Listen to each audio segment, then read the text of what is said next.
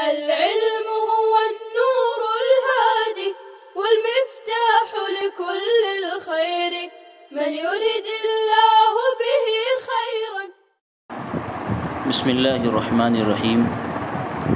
الحمد لله كفى وسلام على عباده الذين اصطفى.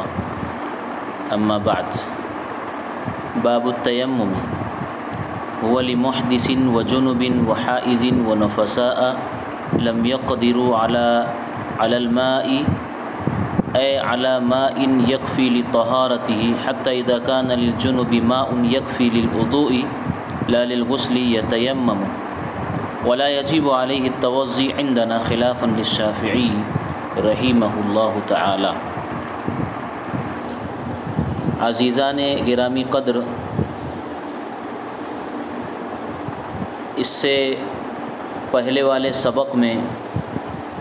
باب التیمم کے تعلق سے بنیادی اور ضروری باتیں گوش گزار کی جا چکی ہے کہ تیمم اس امت کی خصوصیات میں سے ہیں اور مٹی کو بوقت ضرورت اور بقدر ضرورت پانی کا خلیفہ اور جانشین مقرر کیا گیا ہے طہارت کے دینے کے سلسلے میں.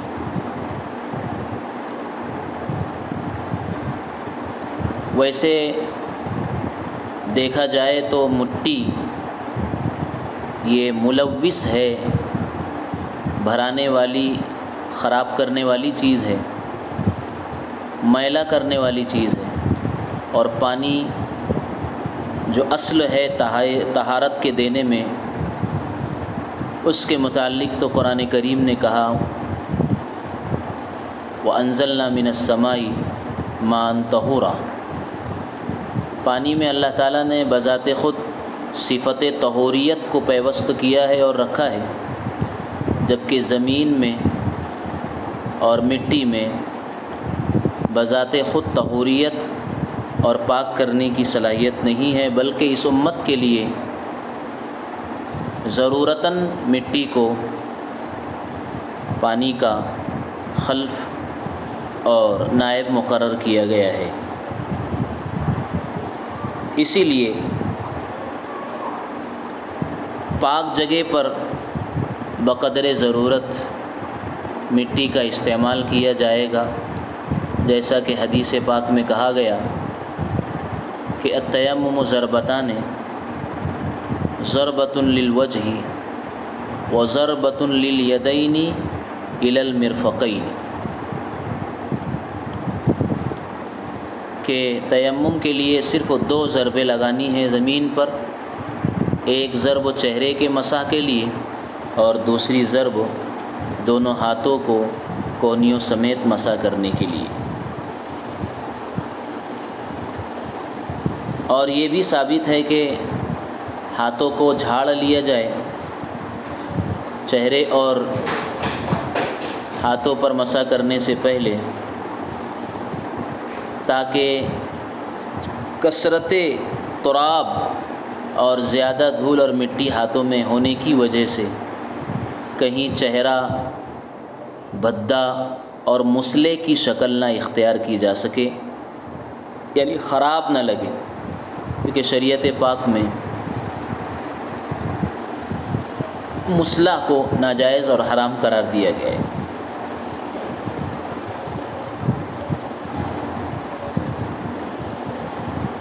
بہرحال تیمم جائز ہے محدث کے لیے. اس میں محدث بحدث اصغر بھی آ گیا اور محدث بحدث اکبر بھی آ گیا، لیکن اس کے باوجود مصنف وقایہ نے وجنوب صاحب جنابت کا تذکرہ مستقل کیا، اصلاً کیا محدث کے ذکر کرنے کے بعد. وجہ اس کی یہ ہے کہ دراصل جنوبی کے حق میں تیمم کے جواز کے سلسلے میں حضرات صحابہ کے مابین اختلاف رہا۔ بعض صحابہ نے تیمم کو صرف محدث بحدث اصغر کے لیے جائز قرار دیا اور جنوبی کے لیے ناجائز بتایا تھا، لیکن بعد میں اس کے جواز پر اجماع ہو چکا اور احادیث صحیحہ بھی اس کے جواز کی شاہد ہے اور آثار صحابہ بھی اس کے جواز ہی کی طرف مشیر ہے۔ اس لیے بعد میں حضرات صحابہ کے مابین کوئی اختلاف نہیں رہا۔ اس بنیاد پر مصنف وقایہ نے محدث کے بعد وجنوب کا تذکرہ مستقلاً فرمایا ہے۔ وحائض و نفسا، تو تیمم جائز ہے بے وضو شخص کے لیے بھی اور بے غسل شخص کے لیے بھی، اور حیض اور نفاس والی عورتوں کے لیے بھی تیمم جائز ہے۔ لم یقدروا علی الماء، اس کا تعلق مذکورہ تمام افراد سے ہیں کہ جو پانی پر قادر نہ ہو۔ الماء پر جو الف لام آپ کو نظر آ رہا ہے، یہ الف لام عہد کے لیے ہے، عہدی ہے۔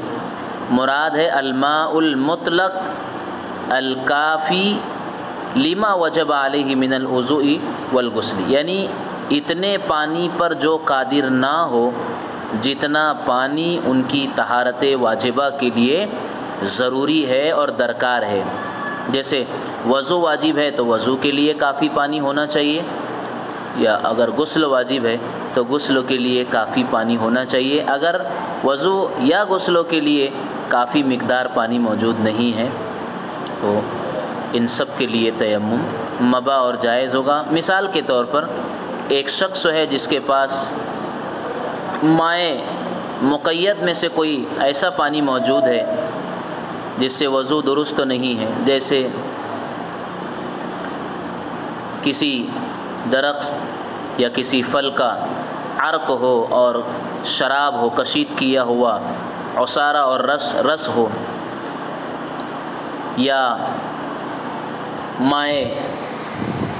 مقید کی جو اقسام ہم نے ماضی میں پڑھی ہے، ایسا کوئی پانی موجود ہو تو اب اس کے لیے تیمم مباح ہوگا، اس لیے کہ یہ مائع مطلق نہیں ہے، مائع مقید ہے، اور جب مائع مطلق ہو تو تیمم کی اجازت نہیں ہوتی، اور مائع مقید موجود ہو جس سے کہ وضو درست نہیں ہے تو تیمم مباح ہوتا ہے۔ یا اسی طریقے سے مطلق پانی تو موجود ہے اس کے پاس، لیکن اس کی طہارت واجبہ جو اس کے لیے ضروری ہے کے لیے کافی نہیں ہے، تو ایسی صورت میں بھی اس کے لیے تیمم جائز ہوگا، جس کو شارح خود آگے سمجھانا چاہتے ہیں، اے علی ماء یکفی لطہارتی، یعنی اتنے پانی پر قادر نہ ہو جو اس کی طہارت ضروریہ کے لیے کافی ہو۔ اس بات پر تفریح پیش کی حتیٰ کے ذریعے سے، حتیٰ اذا کان للجنوب ماء، یہاں تک کہ ایک آدمی جنوبی ہے جس پر غسل واجب ہے، اس کے پاس پانی اتنا ہے جو وضو کے لیے تو کافی ہے لیکن غسل کے لیے کافی نہیں ہو سکتا ہے، تو کہا کہ یتیمم، اسے تیمم کرنا ہے، اس لیے کہ یہ مائع کافی لی طہارت ہی نہیں ہے، یعنی پانی تو ہے، مطلق پانی بھی ہے لیکن اس کی طہارت ضروریہ کو کافی نہیں ہے۔ اس صورت میں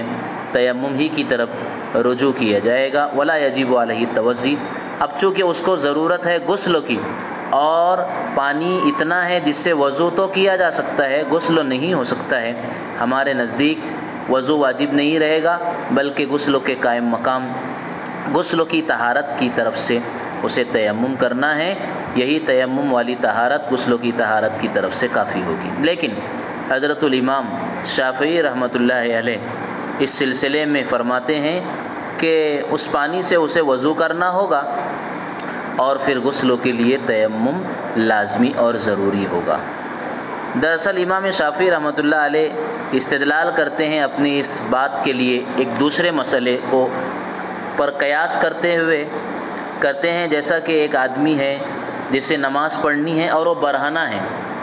ننگا بدن ہے، برہنہ ہے، اسے نماز کی ضرورت ہے، ستر پوشی کے لیے کپڑے نہیں ہیں، تو اگر اس برہنہ شخص کو اس قدر کپڑے مل جائے کہ ستر کا بعض حصہ جس سے چھپایا جا سکتا ہے، مکمل ستر پوشی نہیں ہو سکتی ہے تو اس کو اتنی ہی مقدار ڈھانپ لینا واجب ہے جتنی مقدار اسے کپڑا ملے۔ اسی طرح جس کے کپڑے یا بدن ناپاک ہے، ناپاکی لگی ہوئی ہے کپڑے پر یا بدن پر، اور اسے اس قدر پانی ملے کہ اس سے پورا کپڑا یا پورا بدن تو پاک نہیں کیا جا سکتا، تو جس قدر کپڑا یا بدن پاک کیا جا سکتا ہے اور ناپاکی کو دور کیا جا سکتا ہے اسی قدر پاک کرنا ضروری ہے۔ یہ جو مسائل ہیں کہ جتنا ہاتھ لگ جائے اور جتنی سطر پوشی کے لیے کپڑا مل جائے یا طہارت کو حاصل کرنے کے لیے، نجاست کو دھونے کے لیے جس قدر پانی مل جائے اتنا ہی استعمال کرنا، پر چونکہ وہ قادر ہو چکا ہے لہذا اتنی مقدار کا اس کے ذمے پانی کا یا کپڑے کا استعمال کرنا ضروری ہے۔ ایسے ہی یہاں پر بھی جب اتنا پانی اسے ملا جو وضو کو تو کافی ہے لیکن اس کی طہارت واجبہ غسل کو کافی نہیں ہے، تو وضو کے لیے اسے پانی کا استعمال کرنا ضروری ہوگا، اس لیے کہ اتنی مقدار پر اسے قدرت حاصل ہو گئی ہے اور غسل کے طرف سے اسے تیمم کرنا ہے۔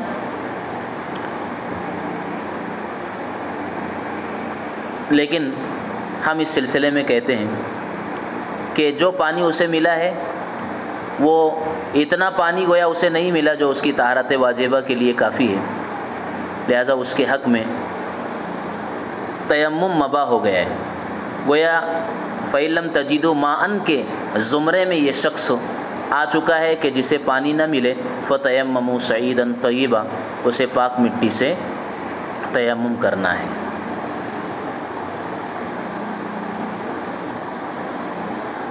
اس کے بعد فرماتے ہیں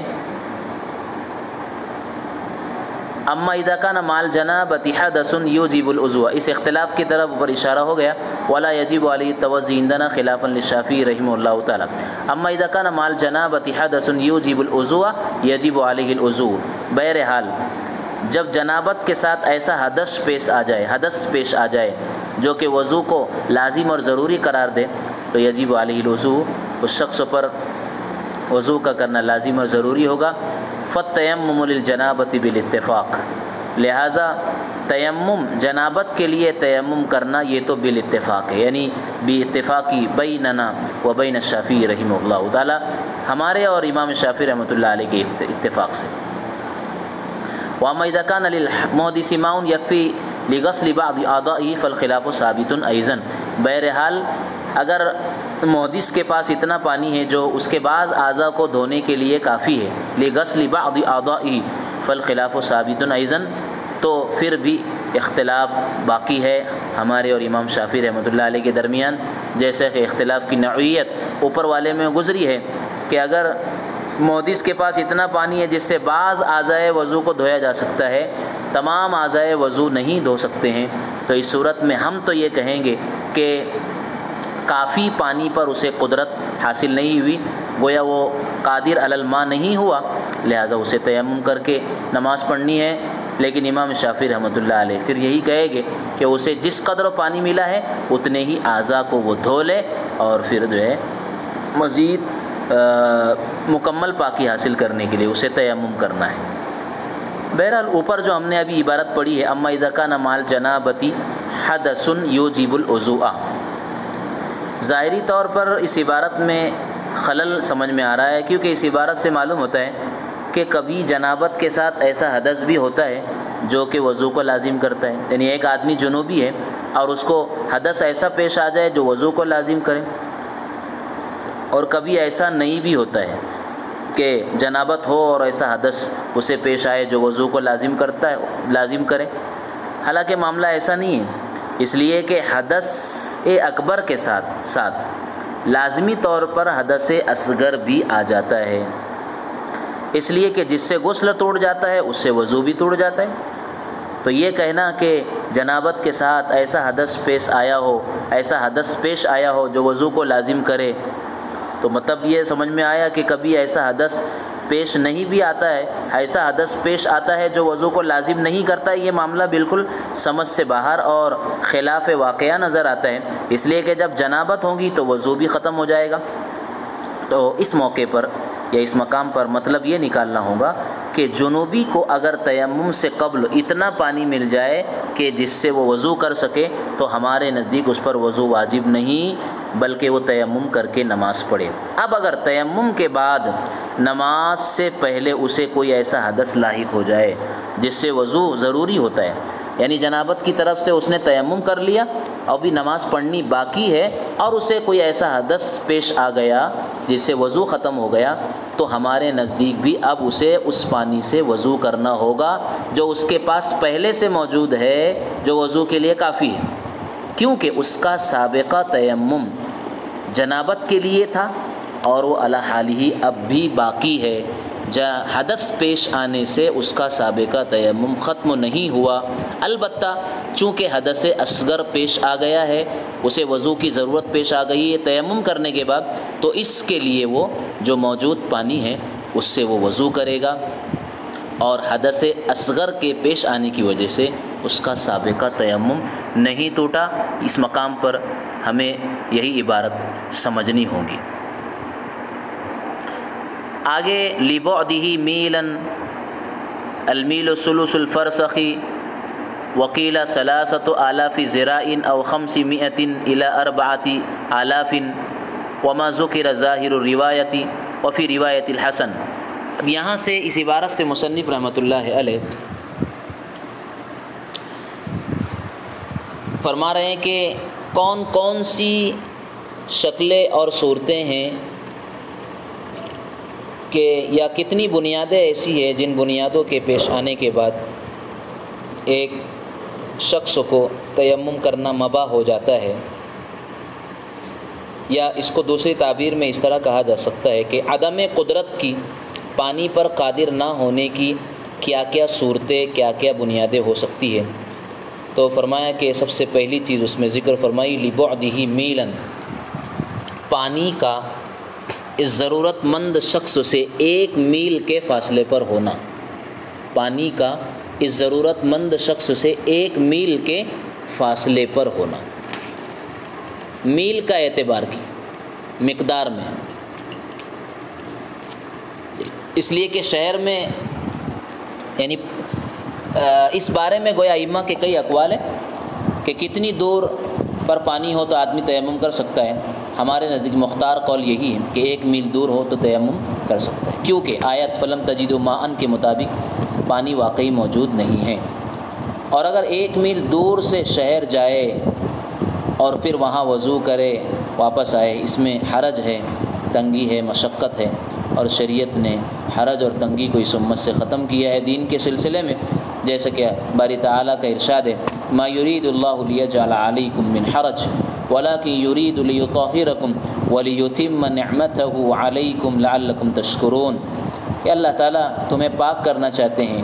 حرج کو اللہ نے تم سے ختم کر دیا ہے، اللہ تمہیں پاک کرنا چاہتے ہیں، اپنی نعمتوں کا تم پر اتمام کرنا چاہتے ہیں تاکہ تم شکر و گزار بندے بن سکو، اور 1 میل جانے میں اور وضو کرنے کے لیے جانا اس میں حرج ہے، اس لیے ایسے شخصوں کے لیے تیمم مباح ہوگا۔ ہاں البتہ اگر پانی کا فاصلہ 1 میل سے کم ہو تو یہ مانا جائے گا کہ گویا پانی اس کے پاس ہے، کیونکہ 15 منٹوں میں پانی لے کر گویا آ جائے گا، اس لیے کوئی حرج نہیں ہوگا۔ بعض آثار میں اگرچہ کہ 2 میل اور 3 میل پانی کی دوری کا بھی تذکرہ ہے، لیکن احتیاط کے طور پر صرف 1 میل پر تیمم کی اجازت دی گئی ہے، کیونکہ اس میں بھی حرج ہے۔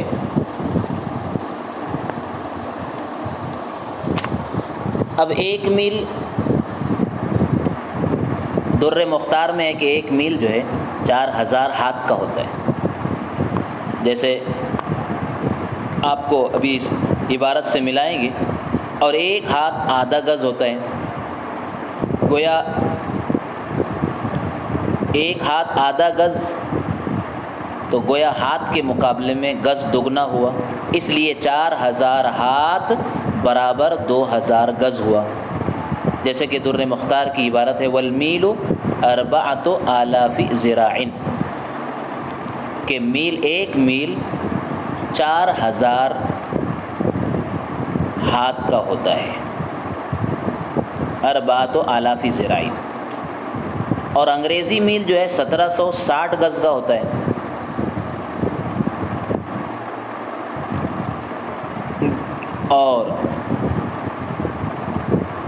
اور انگریزی میل شرعی میل سے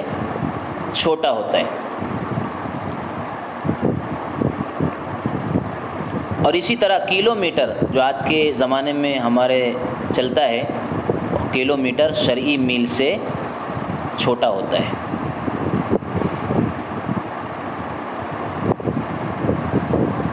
اس لیے گویا پانی ضرورت مند شخص سے 1 کلو میٹر 82,869 میٹر دور پر ہو تب یہ شخص تیمم کر سکتا ہے، جس کو یہاں پر وہ کہہ رہے ہیں لِبُعْدِهِ مِيلًا، یعنی اس عبارت کا تعلق اوپر سے ہے کہ هُوَ لِمُحْدِثٍ وَجُنُوبٍ وَحَائِضٍ وَنَفَسٍ لَمْ يَقْدِرْ عَلَى الْمَاءِ لِبُعْدِهِ مِيلًا، کہ پانی پر قادر نہیں ہے پانی کے 1 میل دور ہونے کی وجہ سے۔ المیل ثلث الفرسخ، 1 میل فرسخ کے تہائی کا ہوتا ہے۔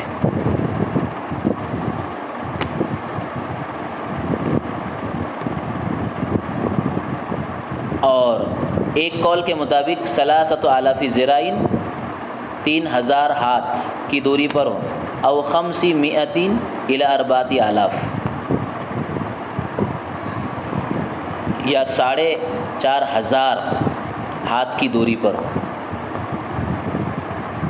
اتنی دوری پر پانی ہو، جس کی تفصیل میں آپ کے سامنے پیش کر چکا ہوں۔ وما ذکر ظاہر روایہ، اب یہ جو پہلے بات ذکر کی گئی میل کے تعلق سے جو تفصیل آئی ہے، یہ ظاہر روایت کے اعتبار سے ہے، یعنی 1 میل دوری پر پانی ہو، یہ ظاہر روایت ہے۔ وفی روایت الحسن المیل انما یکون معتدا اذا کان فی طرف غیر قدامی، حسن ابن زیاد رحمۃ اللہ علیہ کی روایت کے مطابق 1 میل اس وقت ہو جب یہ شخص آگے کی سمتوں کے علاوہ میں جا رہا ہو، یعنی پانی آگے کی سمتوں کے علاوہ کی طرف ہو، اس کا سفر جس جانب ہو رہا ہے پانی اس کے علاوہ کسی اور سمتوں میں ہے، تب اسے 1 میل کی پانی 1 میل کی دوری پر ہو تو اس کو تیمم کی اجازت ہوگی، تاکہ جانے اور آنے میں 2 میل ہو جائے۔ حتی یسیر میلین ذہابا و مجیئا، آنے جانے میں 2 میل ہو جائے گی۔ لیکن اگر اس کا سفر جس سمت میں جاری ہے اس سمت میں اگر پانی موجود ہو تو حسن ابن زیاد کی روایت کے مطابق یہ ہے فیعتبر ان یکون میلین، اس صورت میں تیمم کی اجازت اس وقت ہوگی جب پانی 2 میل کی دوری پر ہو، کیونکہ اسے واپس آنا نہیں ہے بلکہ آگے ہی بڑھنا ہے، تو ایسی صورت میں پانی کا 2 میل دور ہونا ضروری ہے، تب اس کو تیمم کی اجازت ہوگی۔ بقیہ مسائل کو انشاءاللہ ہم اگلے سبق میں پڑھیں گے۔ اللہ ہمیں سمجھ کی توفیق دے، صلاحیت دے اور اسے قبول فرمائے۔ وآخر دعوانا ان الحمدللہ رب۔ السلام عليكم، لا تنسوا الاعجاب بالفيديو والاشتراك في القناة تشجيعا لنا لنستمر بنشر المزيد إن شاء الله.